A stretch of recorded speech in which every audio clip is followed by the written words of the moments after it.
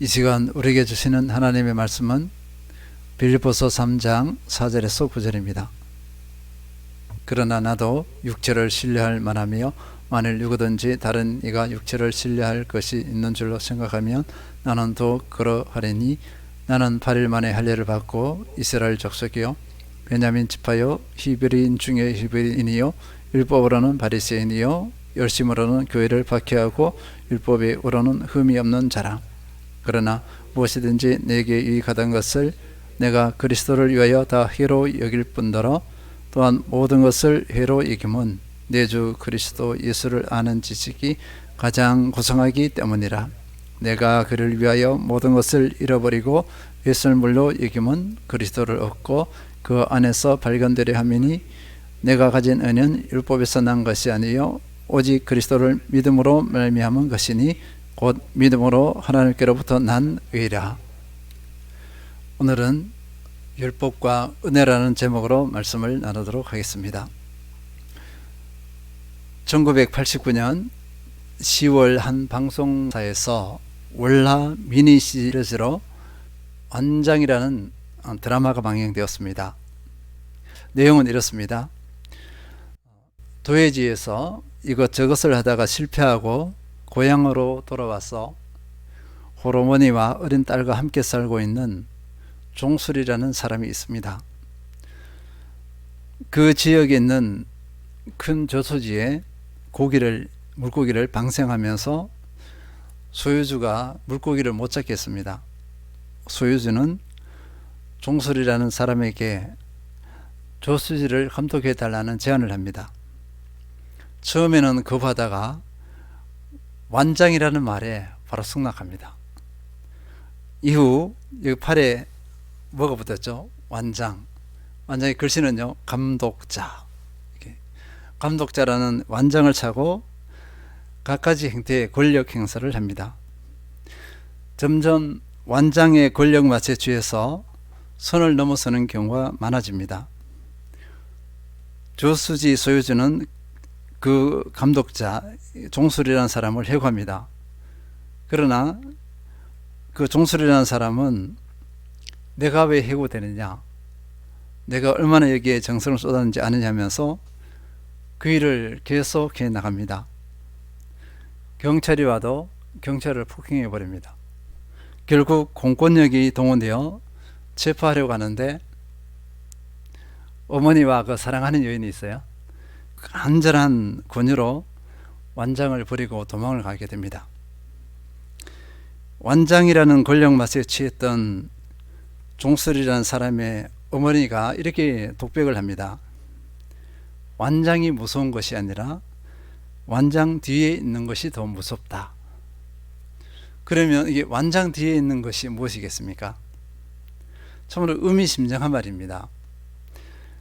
완장은 나쁜 것이 아니에요. 선한 뜻으로 그것을 선한 역할을 하라고 준 것이에요.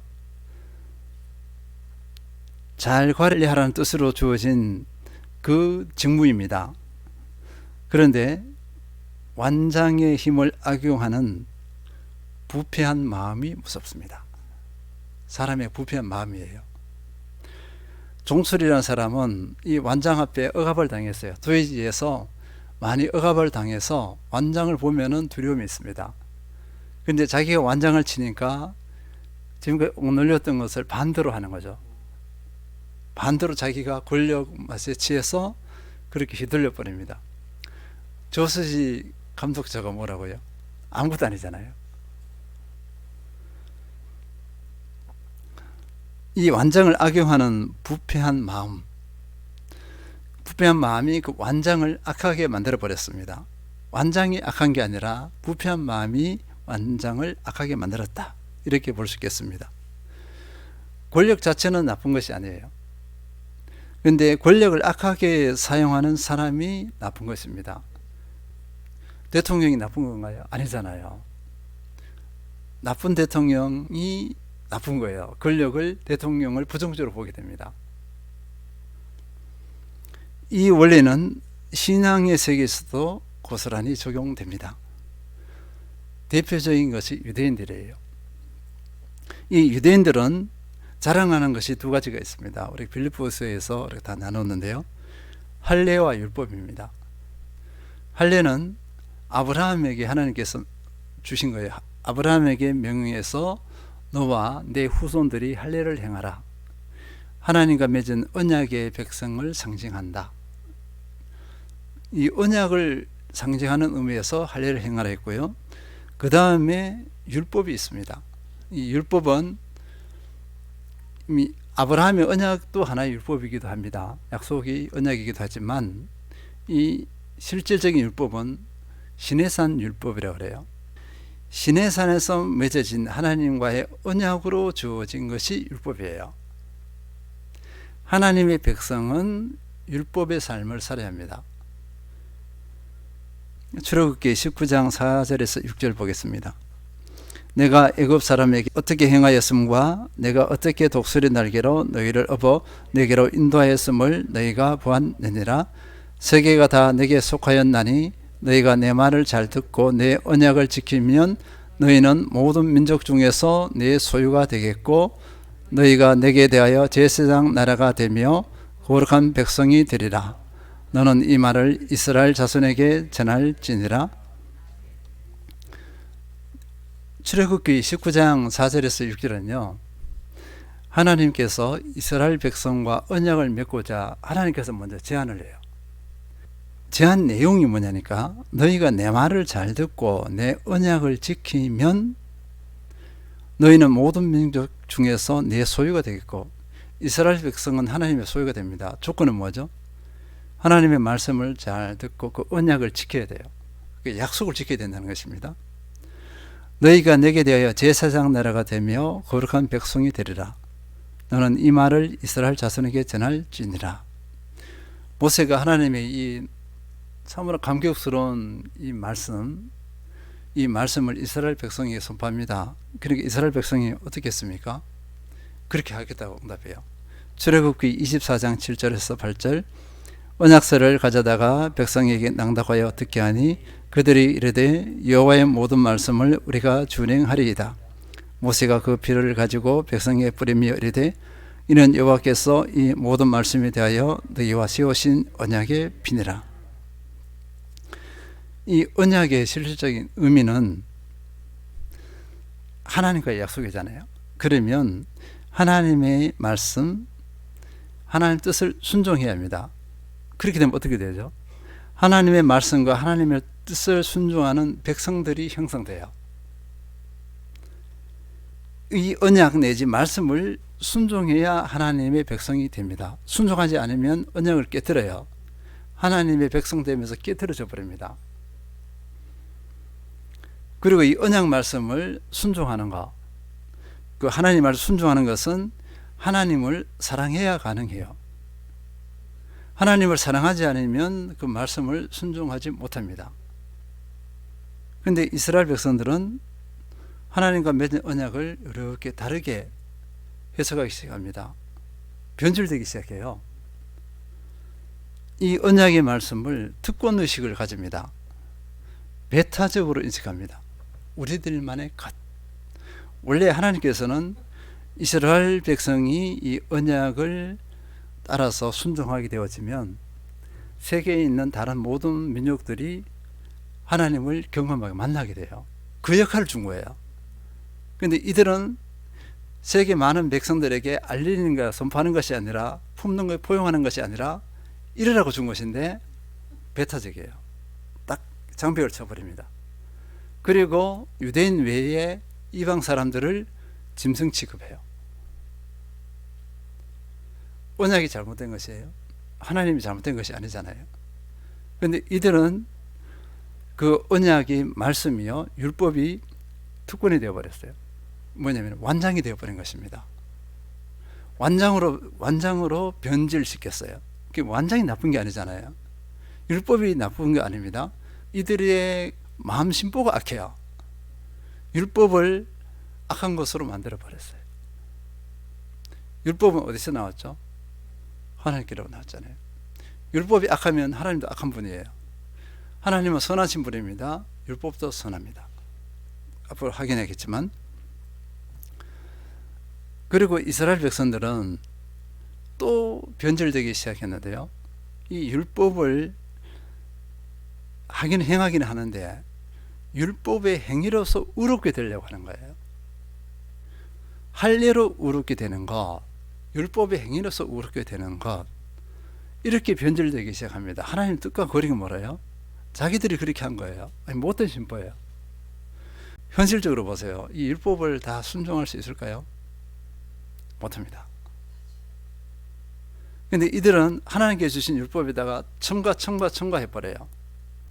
랍비들이 만든 것을 첨가해서 그것도 율법과 똑같이 같은 효과를 발휘하도록 해버렸어요. 하나님께 주신 그 율법에다가 자기들이 첨가한 것을 다 지켜야 돼. 그러니까 지키기가 더 힘듭니다. 근데 자기들은 할 수 있다고 해요. 그러면서 예수님 시대에 바리새인들은요, 자기들은 율법을 다 지키고 행한다고 해요. 그리고 율법을 지키지 못한 사람들을 어떻게 했을까요? 죄인 취급해버립니다. 범죄한 것이 아니라 율법을 지키지 못하는 것, 하나라도 어기면 바로 죄인 취급해버려요. 그리고 자기들은 우월감을 가집니다. 이런 악한 심보가 어디 있어요? 그 율법을 완장으로 해서 이것을 남용하는 겁니다. 이것이 유대인들이었어요. 바리새인들이었습니다. 그러면 율법의 특징을 보겠습니다. 로마서 7장 12절, 이러보건대 율법은 거룩하고 계명도 거룩하고 의로우며 선하도다. 율법은 어떠다고요? 거룩하고 거룩하다, 선하다 이렇게 씁니다. 율법은 하나님의 말씀이에요. 죄악된 것이 아닙니다. 율법 자체가 선한 것이에요. 근데 이 율법은 선한 것이기는 한데 로마서 3장 20절, 그러므로 율법의 행위로 그의 앞에 의롭다 하심을 얻을 육체가 없나니 율법으로는 죄를 깨달음이니라. 로마서 7장 13절 읽겠습니다. 그런즉 선한 것이 내게 사망이 되었느냐? 그럴 수 없느니라. 오직 죄가 죄로 드러나기 위하여 선한 그것으로 말미암아 나를 죽게 만들었으니 이는 계명으로 말미암아 죄로 심히 죄되게 하려 함이라. 율법은 죄를 깨닫게 해요. 율법의 주 특징들이 뭐냐면은 이것을 하라 또는 하지 말라 이거예요. 하라, 하지 말라, 행하라와 금지입니다. 그럼 이 종류가 다양하죠, 그죠? 근데 사람들이 이것을 못해요. 그러니까 내게 이런 약점이 있구나, 이런 어둠이 있구나, 이것을 깨닫게 해줘요. 인간의 죄악성, 그 원죄를 가지고 있잖아요. 원죄 있다 그래도 몰라요. 이 율법이 없으면 내 안에 죄악성이 있는지 어둠이 있는지 모릅니다. 하나님께서 율법을 주셔서 우리 인간이 얼마나 죄악된 존재인지 깨닫게 해주셨어요. 그 도구가 뭐죠? 율법.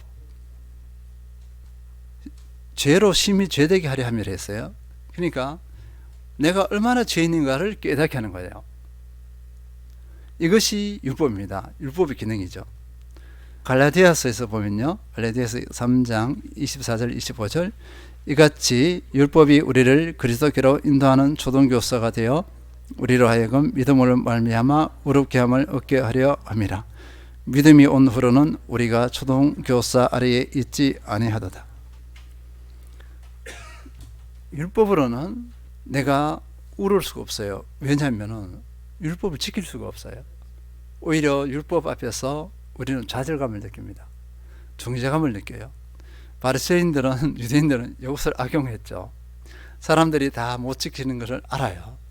더 만들어서 더 못 지키는 것을 알게 해서 그 틈새 약함을 치고 들어와서 그것을 공격해요. 아주 악한 심보예요. 예수님은 이것을 그렇게 싫어하셨습니다. 이 율법은 우리가 사람이 얼마나 연약한지를 깨닫게 해요. 그래서 우리가 연약해서 우리 스스로 이 문제를, 죄의 문제를 해결할 수 없으니까 그 다음에 율법을 의지하지 않고 어떻게 하는 거죠? 다른 것을 찾게 합니다. 그 다른 것을 찾게 하는 것이 뭐냐면은 예수 그리스도예요. 예수 그리스도를 향하게 하는 초등교사래요. 초등교사입니다. 히브리서 10장 1절 율법은 장차 올 좋은 일의 그림자일 뿐이요 참 형상이 아니므로 해마다 늘 드리는 같은 제사로는 나오는 자들을 언제나 온전하게 할 수 없느니라. 율법은 장차 올 좋은 일의 그림자. 좋은 일이 뭐죠? 예수 그리스도입니다. 은혜입니다. 은혜. 복음과 은혜를 상징해요. 복음과 은혜의 핵심은 뭐죠? 예수 그리스도예요. 복음과 은혜의 내용이 예수 그리스도입니다. 예수 그리스도를 보여주는 거죠. 예수 그리스도의 그림자일 뿐이에요. 그 실체가 아닙니다. 그러면 이 율법은 예수 그리스도께로 인도하는 초등교사가 맞아요. 이제 이런 율법의 특징을 우리가 알았으면 율법에서 나타나는 바리새인들 내지 유대인들의 그 실체를 한번 살펴봤으면 좋겠습니다. 마태복음 23장 23절에서 28절 좀 깁니다. 화 있을진저 외식하는 서기관들과 바리새인들이여 너희가 박하와 해양과 근처에 11조는 들이되 율법에 대해 중요한 바 정의와 긍휼과 믿음은 버렸도다. 그러나 이것도 행하고 저것도 버리지 말아야 할지니라. 맹인된 인도자여 하루살이는 걸려내고 낙타는 삼키는도다. 화 있을진저 외식하는 서기관들과 바리새인들이여 장과 대접에 거처는 깨끗이 하되 그 안에는 탐욕과 방탕으로 가득하게 하는도다. 눈먼 바리새인들이여 너희는 먼저 안을 깨끗이 하라. 그래하면 그것도 깨끗하리라. 화 있을진저 외식하는 서기관들과 바리새인들이여 휘처럼 무덤 같더니 겉으로는 아름답게 보이나 그 안에는 죽은 사람의 뼈와 모든 더러운 것이 가득하도다. 이와 같이 너희도 겉으로는 사람에게 옳게 보이되 안으로는 외식과 불법이 가득하도다. 바리새인들의 모습입니다. 예수님께서 화이실진저 이렇게 했어요. 이거 저주거든요. 최악의 저주라고 보면 돼요. 예수님께서 얼마나 분노하셨으면 실제로 율법도 사람을 살리려고 준 거예요. 그리고 이 바리새인들이나 모두 율법 교사들이나 열심히 있다는 사람들의 역할이 뭐죠? 살리고 세우는 거죠. 살리고 세워야 하는 역할을 이 사람들은 죽이는 역할을 한 거예요. 하나님의 편에 있는 것이 아니라 하나님을 대적하는 자가 된 거죠. 아이러니입니다. 왜 그럴까요? 이들의 마음이 부패했습니다. 율법의 완장을 악용하는 거죠. 이들은요, 겉으로는 거룩한 척을 하는데 그 속에는 악한 것으로 가득 차서 오직 했으면 회칠한 무덤으로 비유했겠습니까? 이것의 실체가 바리새인들입니다.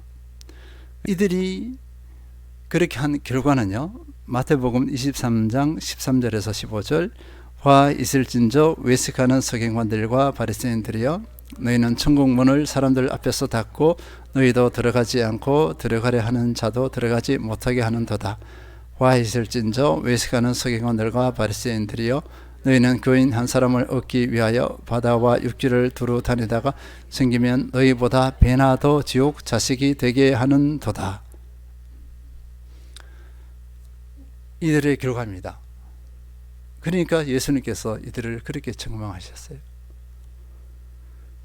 이들은요, 율법의 행위로 우습게 된다 이렇게 주장합니다. 율법의 행위인데요, 이들이 주장하는 율법의 행위는 하나님을 사랑해서 아니에요. 하나님 사랑하지 않습니다. 그런데 겉으로 행위를 해요. 왜냐하면 속에는 악한 것으로 가득 찼잖아요. 하나님을 사랑하면 속에 있는 악함을 버려요. 진실함을 합니다. 그리고 이 율법의 행위를 하나님의 은혜에 의지하지 않아요. 자기 힘으로 합니다. 이 자기 힘으로 할 때 필이 나타나는 현상은요, 교만입니다. 필이 비교해요. 그리고 필이 우월감을 가지거나 좌절하거나 자기 합리화하거나 이렇게 합니다. 우월감, 좌절, 자기 합리화, 이 세 가지가 나타납니다. 이렇게 비교해서 자기보다 못하다가 그러면 여처 없이 그냥 판단 정지해 버립니다. 자기가 연약함이 아무리 많아도 자기 잘나는 것 한두 가지만 있어도 그걸 가지고 비교해서 정죄하고 판단해 버려요. 이것이 율법주의의 모습입니다. 사람을 판단하고 정죄해요. 그러면 그 공동체가 어떻게 될까요? 서로 신뢰할 수 있을까요? 판단하고 정죄한다는 자체는 사랑이 없다는 것입니다. 삭막해요. 이리 같은 게 이렇게 하는 거 있잖아요. 서로를 그렇게 바라보는 거죠. 서로 물려고 이렇게 하는 것. 믿음의 공동체에서 그렇게 한다는 것입니다. 세상이 아니라 믿음의 공동체 안에서 그렇게 하고 있다는 것이에요. 반대로 은혜는, 복음은 이렇게 말합니다. 로마서 3장 28절, 그러므로 사람이 의롭다 하심을 얻는 것은 율법의 행위에 있지 않고 믿음으로 되는 줄 우리가 인정하노라. 사람이 의롭게 되는 것은 율법의 행위에 있지 않다. 믿음으로 된다 했습니다. 그럼 이 믿음의 내용이 뭘까요? 믿음의 내용은 예수 그리스도입니다. 예수 그리스도께서 우리를 위하여 죽으시고 부활하신 그 은혜가 믿음의 내용이에요. 이 은혜를 믿음으로, 예수 그리스도를 믿음으로 우리가 의롭게 됩니다. 우리는 연약해서 율법을 못 지켜요. 예수 그리스도께서 나를 대신해서 죽으셔서 그 율법의 요구를 이루셨습니다. 갈라디아서 3장 11절, 또 하나님 앞에서 아무도 율법으로 말미암아 의롭게 되지 못할 것이 분명하니 이는 의인은 믿음으로 살리라 하였습니다. 의인은 믿음으로 산다 했습니다. 그 믿음의 내용이 뭐 다시 확인합니다. 뭐라 그랬죠? 예수 그리스도입니다. 예수 그리스도 죽으신 거 부활이고 은혜예요.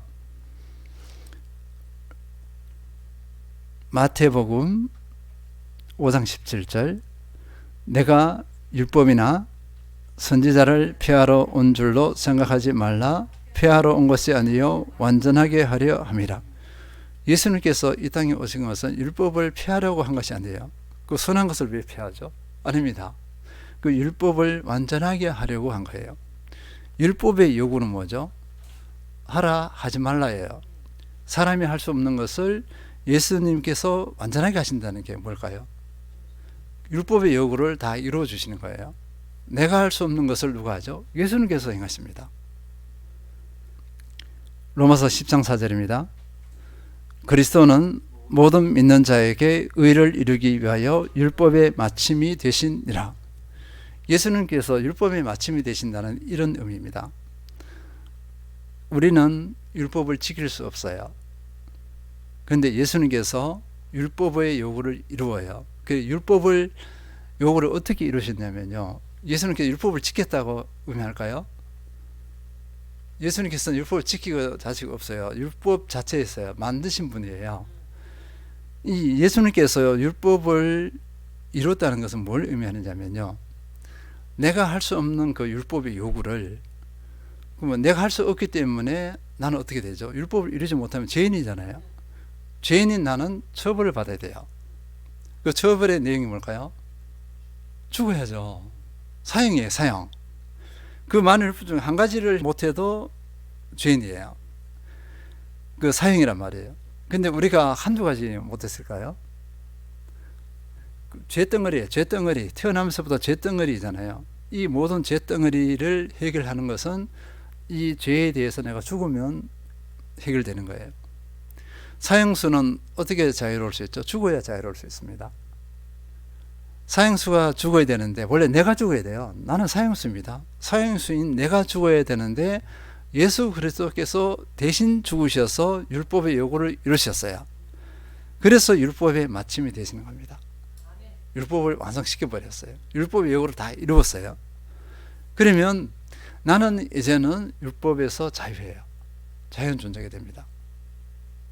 나는 율법의 행위가 아니라 모든 믿는 자에게 의를 이루기 위하여 율법의 마침이 되신다 했습니다.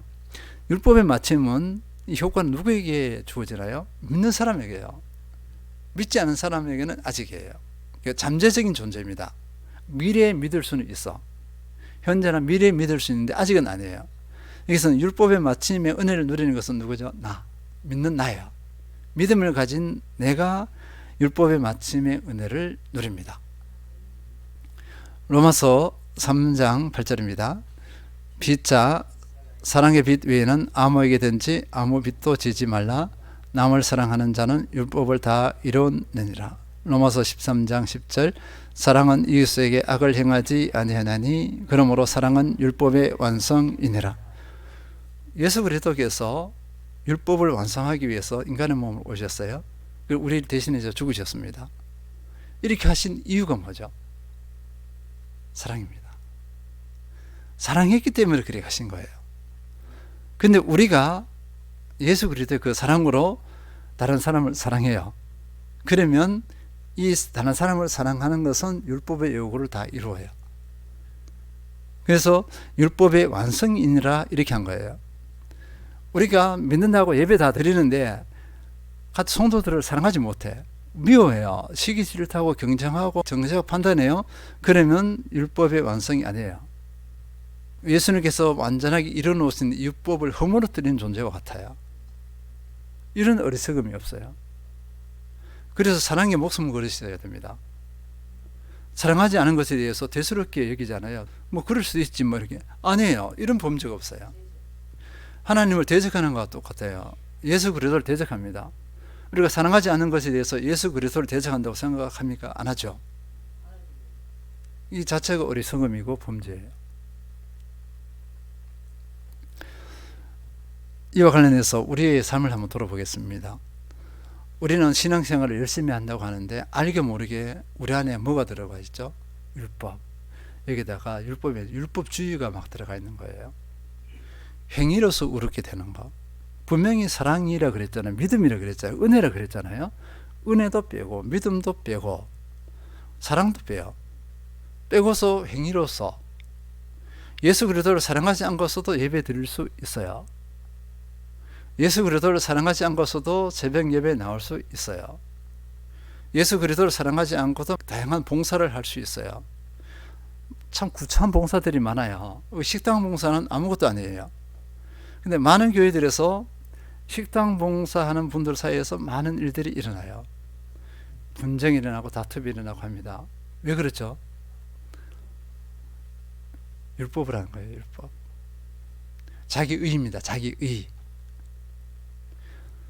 예수 그리스도는 사랑이고 은혜잖아요. 은혜인데 예수 그리스도의 은혜와 사랑으로 안 하고 내 행위로 하는 겁니다. 내 힘으로 하는 거예요. 그러니까 어깨에 힘이 들어가죠. 그러니까 싸우죠. 내가 어깨가 내려서 가 있으면 어떻게 싸울 수가 있어요? 어떻게 분쟁이 일어나죠? 내가 어깨에 힘이 들어가 있어서 분쟁이 일어나고 싸우는 것입니다. 그런데 이것에 대해서 부끄러워하지 않아요. 심각하게 생각하지 않습니다. 그냥 계속 어떻게 해요? 분쟁이 일어나요. 예수 그리스도를 대적하는 것과 똑같아요. 언약을 깨뜨리는 겁니다. 술 마시는 거 한번 예를 들어볼까요? 기독교의 특이한 요소. 딱 개신교만 그래요. 술을 안 마시는 것이 전통입니다. 선교사들이 들어와서 세운 거예요. 이 전통이 이제 믿지 않는 세상에도 알려지게 되었고, 와, 교회에 다니는 사람이 술을 안 마시네 하면은, 아, 믿음이 있다, 이렇게 평가해줘요.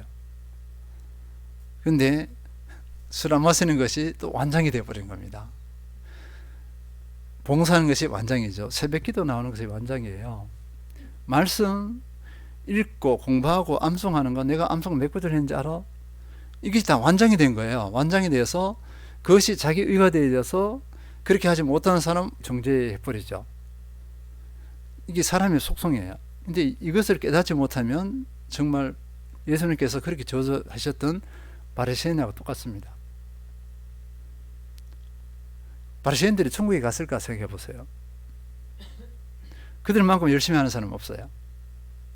술을 안 마시는 것이 무기가 되어져서 이것이 완장이 되어서 또 이게 자기를 어렵게 여기는 거예요.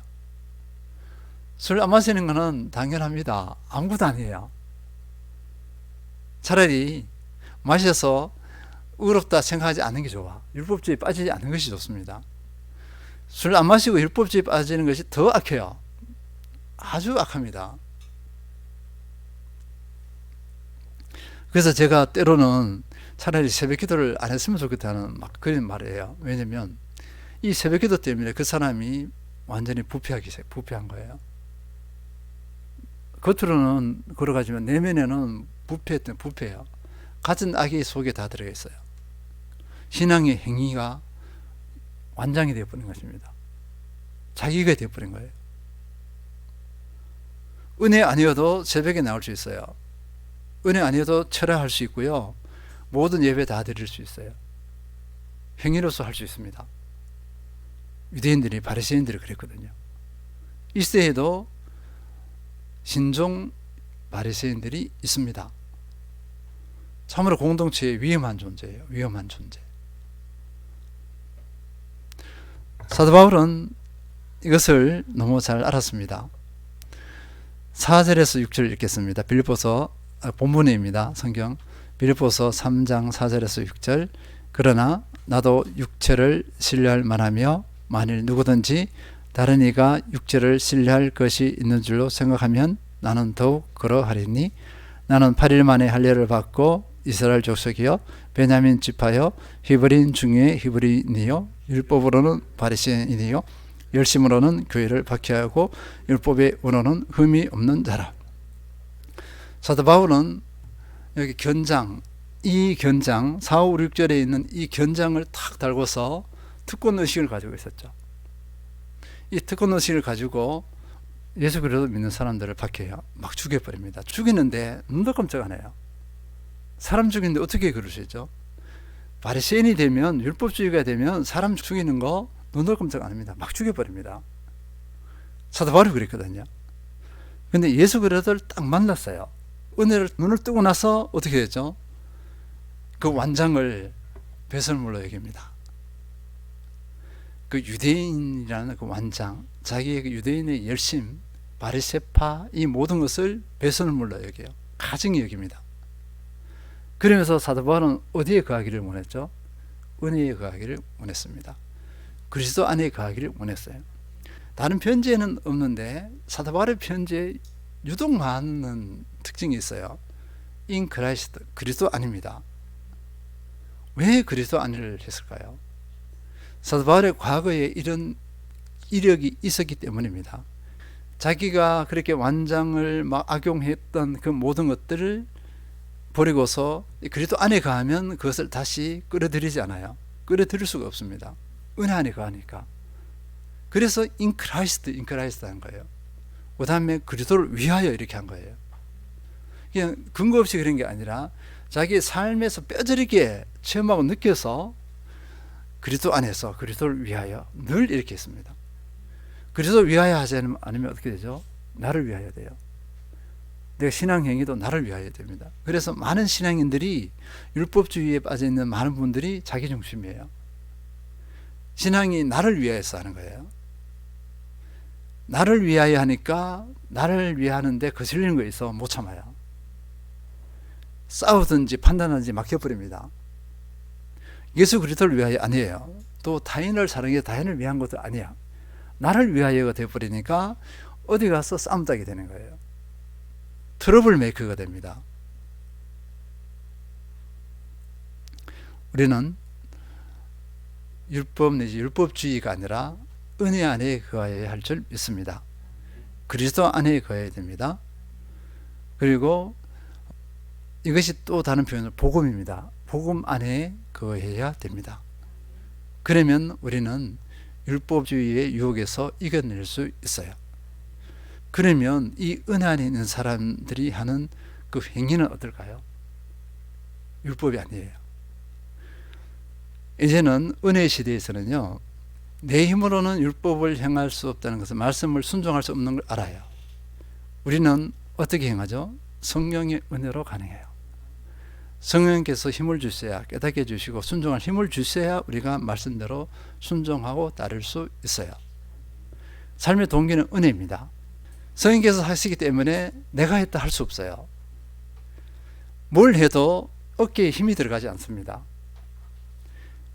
그만해주려 해도 그만해줄 수 없어요. 그냥 자연스럽습니다. 부엌봉사 싸우지 않아요. 기쁨을 해요. 자기를 드러내지 않아요. 신앙행위들 새벽이고 말씀이고 뭐 모든 예배고 내세우지 않아요. 그 다음에 헌금 많이 내는 거 헌금하는 거 내세우지 않아요. 은혜입니다. 이게 모든 것이 은혜. 이것을 알기 때문에 이 사람의 걸음걸음은 어떻게 되죠? 향기가 납니다. 향기는 여기서 나타나는 거예요. 그리스도를 닮아감이 있습니다. 변화가 나타나는 거예요. 변화 안 된다고요? 돼요. 이렇게만 해보세요. 이렇게 하지 못해서 변화가 안 되는 겁니다. 나를 넘어서야 됩니다. 오직 은혜 아래서 예수 그리스도 안에서 그리스도를 위하여 성령의 역사하심을 따라서 은혜 받은 자로서 이렇게 순종해 보세요. 내가 어떻게 되죠? 예수 그리스도를 닮아가요. 우리는 이런 사람이 되어야 될 줄 믿습니다. 율법이 어둠이 우리를 사탄마귀가 침투하지 못하게 하는 그한 사람, 그래서 그리스도의 향기가 온전히 바라는 거룩한 영향력을 바라는 그 주인공 되시길 축원드립니다.